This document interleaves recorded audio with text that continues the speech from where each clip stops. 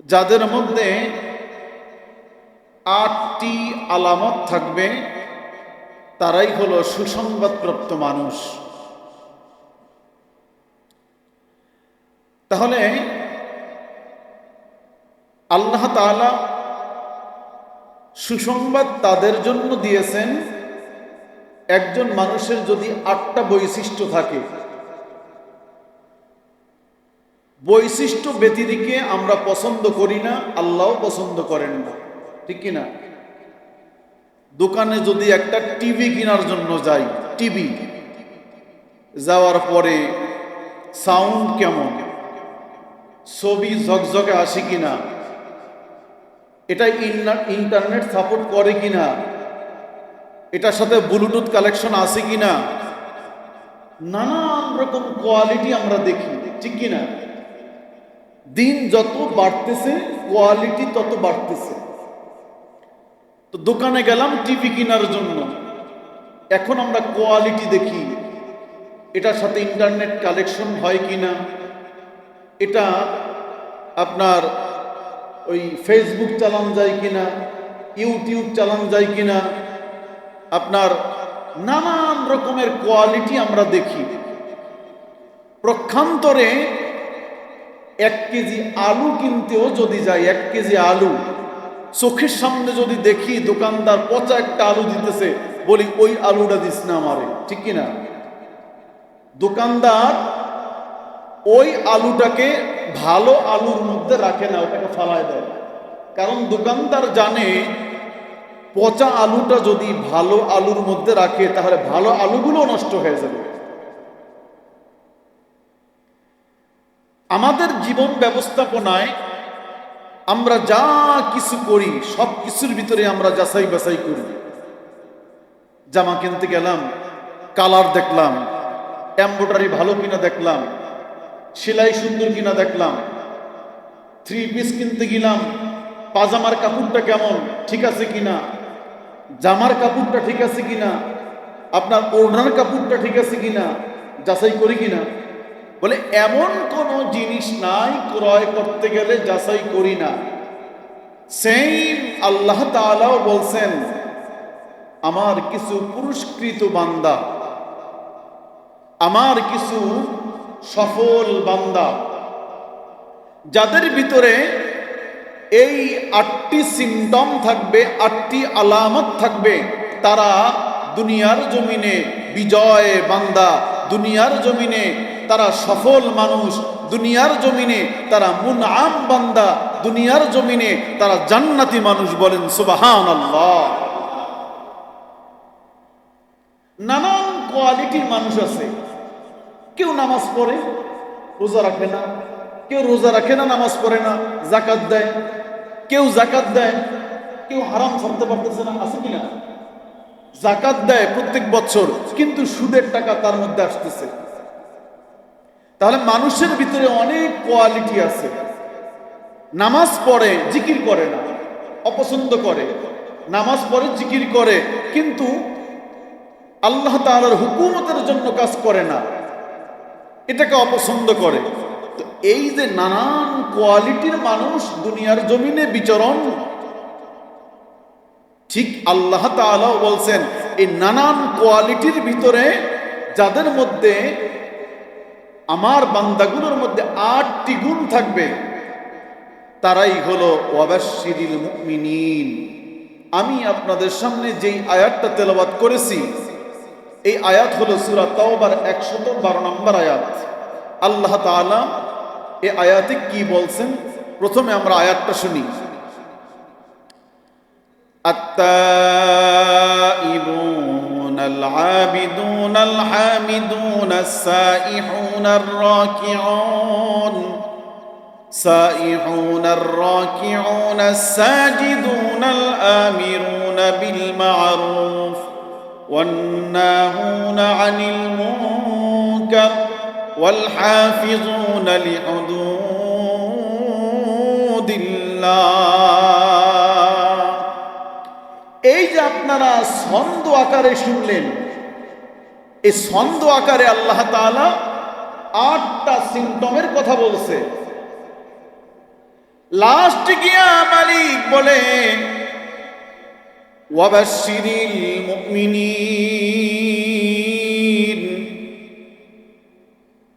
যাদের মধ্যে পূর্ব ঘোষিত এই 8টা আলামত পাওয়া যাবে তারা দুনিয়ার মধ্যে সফল মানুষ। 1 নাম্বার আত্তাইবুন, দুনিয়ার জমিনে মানুষ বিচরণ করবে আর শয়তান আমাদেরকে ধোঁকার মধ্যে ফেলে গুনার ময়দানে রেখে দিবে। শয়তানের প্রবঞ্চনায় পড়ে আপনি আমি সগীরা গুনাহ করি, কবিরা গুনাহ করি, রাতে অন্ধকারে গুনাহ করি, দিনে গুনাহ করি। আল্লাহ তাআলা বলেন আত্তাইবুন,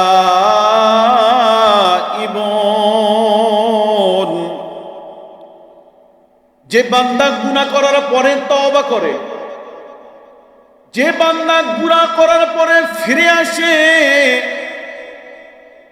অনুতপ্ত শিকার হয়ে যায়, বলে আল্লাহ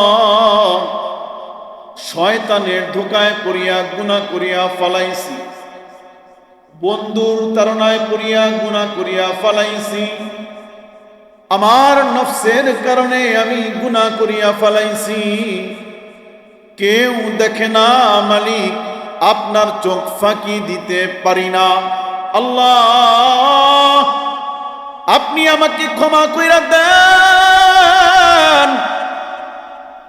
নীরবে নিবৃতে যারা সব সময় তওবা করে, নীরবে নিবৃতে যারা আল্লাহ তাআলার কাছে ক্ষমা চায়, মালিক 1 নাম্বার ঘোষণা করেন তওবাকারী আমার প্রিয় বান্দা, বলেন সুবহানাল্লাহ।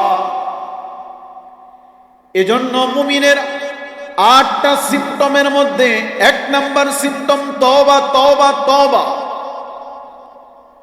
যারা তওবা করবে আল্লাহ তাআলা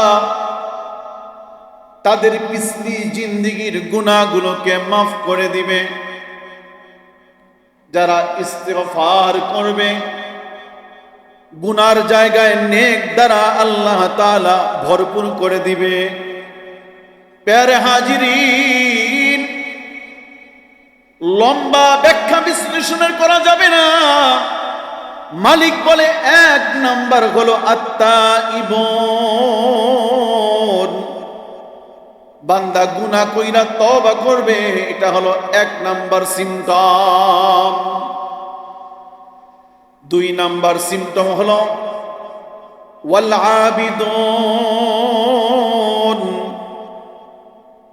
যারা ইবাদত করে একমাত্র আল্লাহর জন্য। আমরা ইবাদত করি কার জন্য? আর জোরে বলেন কার জন্য? একমাত্র আল্লাহর জন্য ইবাদত করে। ফজরের আজান যখন দেয়, শয়তান তারে মাথায় টিপা টিপা আরো বেশি ঘুমাইতে বলে, কিন্তু বান্দা আল্লাহ তাআলার কুদরতি কদমে মস্তক অবনত করার জন্য ঘুম থেকে জাগ্রত হইয়া ফজরের নামাজের জন্য মসজিদে চলে যায়। বলে আসমানের মালিক বান্দার প্রতি খুশি হয়ে যায়।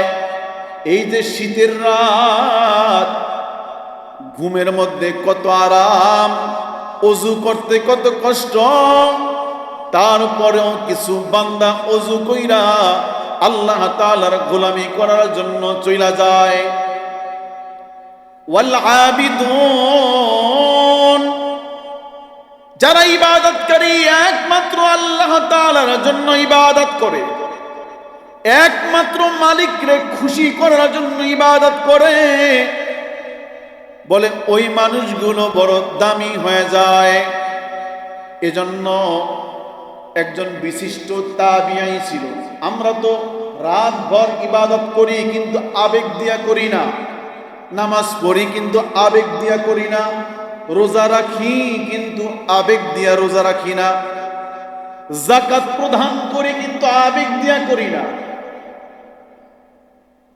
আল্লাহ তাআলার ওলি হওয়ার জন্য, আল্লাহ তাআলার আবিদ হওয়ার জন্য কোটিপতি দরকার নাই, টাকাওয়ালা দরকার নাই। বলে আবেগ দিয়া যদি আপনি কোন আমল করেন তো আল্লাহ তাআলার কাছে আবেদের খাতায় নাম উঠা যায়। সুবহানাল্লাহ। বিশিষ্ট একজন তাবিঈ যার নাম আব্দুল্লাহ ইবনুল মুবারক, আপনার আমার মতন ধনী মানুষ না, গরিব মানুষ। এই আব্দুল্লাহ ইবনুল মুবারক বিশিষ্ট একজন তাবিঈ। আব্দুল্লাহ ইবনুল মুবারক প্রথম জমানায় গরিব ছিল, তারপরে ধনী হয়ে গেছে। আল্লাহ তাআলা ধনী বানাইছে, কিন্তু মালিকরে ভুলে নাই, মালিকরে ভুলে নাই। আমাদের মধ্যে অর্থ সম্পদ হওয়ার কারণে কখনো কখনো আল্লাহকে ভুলে যায়। ইবাদত ভুলে যাওয়া মানে আল্লাহকে ভুলে যাওয়া, আল্লাহ স্মরণ ভুলে যাওয়া মানে আল্লাহ তাআলাকে ভুলে যাওয়া। আব্দুল্লাহ ইবনুল মুবারক একজন মুহাদ্দিস, আব্দুল্লাহ ইবনুল মুবারক একজন তাবিঈ। এই বিশিষ্ট তাবিঈ তার বাড়ির সামনাসামনি একজনের বাড়ি, যার কামার মানুষ দা ঘন্টা কুড়াল বানাইতো, সারাদিন পরিশ্রম করত, সারাদিন লোহার মধ্যে হাতুড়ি দিয়া পিটাইতো। আব্দুল্লাহ ইবনুল মুবারক ইন্তিকাল করছে। ইন্তিকাল করার পরে আব্দুল্লাহ ইবনুল মুবারকের একজন বন্ধু, তিনি আল্লাহর ওলি। এই আল্লাহর ওলি স্বপ্ন দেখে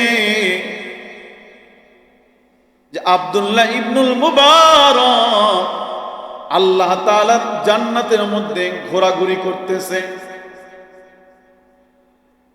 বন্ধু প্রশ্ন করে, ওগো বন্ধু, আল্লাহ তাআলা তোমার সঙ্গে কেমন আচরণ করছে? আল্লাহ তাআলা তোমাকে কেমন জান্নাত দিয়েছে? আব্দুল্লাহ ইবনুল মুবারক স্বপ্নের মধ্যে বন্ধুকে বলে, বন্ধুরে, আমি জীবনে আমল করলাম, নামাজ পড়লাম, তাহাজ্জুদ পড়লাম, যাকাত দিলাম, আমার জীবনের আমলের কোনো শেষ নাই। এত পরিমাণ আমল করলাম, তারপরেও আল্লাহ তাআলা আমার বাড়ির সামনে একজন কামার ছিল, যেই কামার দা খন্তা কুড়াল বানাইতো।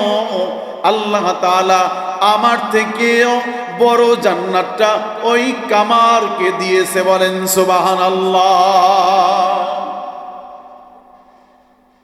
আব্দুল্লাহ ইবনুল মুবারকের বন্ধু ঘুম ভেঙে গেছে। ব্যাপার কি? এত বড় একজন তাবিঈ, এত বড় একজন মুহাদ্দিস, তার থেকেও বড় জান্নাত আল্লাহ তাআলা কামারকে দিয়েছে। খোঁজ নেওয়ার জন্য আল্লাহর ওলি চলে গেছে ওই কামারের বাড়িতে। কামারের বাড়িতে গিয়ে দেখে দুই সন্তান ঘরে আছে। দুই সন্তানকে ডেকে বলে, বাবা, তোমার আব্বার এমন কি আমল ছিল যে আমলের কারণে আল্লাহ তাআলা তোমার আব্বার প্রতি খুশি হয়ে গেছে, তোমার আব্বার প্রতি রাজি হয়ে গেছে? সন্তানেরা বলে, হযরত, আমার বাবার আমলের খবর আমাদের কাছে নাই, আমার মা এখনো জীবিত, আপনি আমার মায়ের কাছে জিজ্ঞেস করতে পারেন। আল্লাহর ওলি পর্দার আড়াল থেকে কামারের বিবির কাছে প্রশ্ন করে, ওগো কামারের বিবি, আপনার স্বামীর এমন কি আমল আছে যে আমলের কারণে আল্লাহ তাআলা আপনার বিবির প্রতি রাজি হয়ে গেছে? যেই আমলের কারণে আপনার স্বামীর প্রতি রাজি হয়ে গেছে। কামারের বিবি বলে, ওগো আল্লাহর ওয়ালি, আমার স্বামীর এমন কোনো আমল আমার চোখে ধরা পড়ে না, তবে দুইটা জিনিস আমি দেখতাম। যখন মসজিদের ওই মিনার থেকে আজানের ধ্বনি চলে আসতো, কানের মধ্যে যখন আল্লাহু আকবার আল্লাহু আকবার এই ধ্বনি আমার স্বামীর কানে যখন আসতো, আমার স্বামীর হাতে যদি হাতুড়ি পিছনে থাকতো, পিছনে আমার স্বামী হাতুড়ি ছাইড়া দিত, আমার স্বামী আর হাতুড়িটা সামনে আর বাড়ি দিতেন না। নামাজে চইলা যাইতেন, স্বামী আমার নামাজে গিয়া কান্না করতেন আর বলতেন, আল্লাহ, আমার বাড়ির সামনে আপনার একজন বিশিষ্ট তাবিঈ, আল্লাহ, আমার বাড়ির সামনে আব্দুল্লাহ ইবনুল মুবারকের বাড়ি, যে আপনার বান্দা অজস্র পরিমাণ দান করে, যে আপনার বান্দা অজস্র পরিমাণ নফল ইবাদত করে, যে আপনার বান্দা সারা রাত দাঁড়ায়া দাঁড়ায়া ইবাদত করে, কিন্তু মালিক দরিদ্রতার সবলে পইরা আমি কোনো ইবাদত করতে পারি না। আল্লাহ, দরিদ্রতার কারণে তার মতো ইবাদত আমি করতে পারি না। ফরজ নামাজ ছাড়া আর কোনো ইবাদত আমার নাই। আল্লাহ, আপনি কি আমাকে কবুল করবেন? আপনি কি আমাকে কবুল করবেন? আমার স্বামীরে দেখতাম এমনও আফসোস কইরা চোখের পানি ফালায়া ফালায়া নামাজ আদায় করত আর ইবাদত করত, আর আমার কাছে বলতো, বিবি রে, যদি আমার দরিদ্রতা না থাকতো, যদি আল্লাহ আমাকে টাকা পয়সা দিত, তাহলে আমি আব্দুল্লাহ ইবনুল মুবারকের মতো এমন করে ইবাদত করতাম। সুবহানাল্লাহ।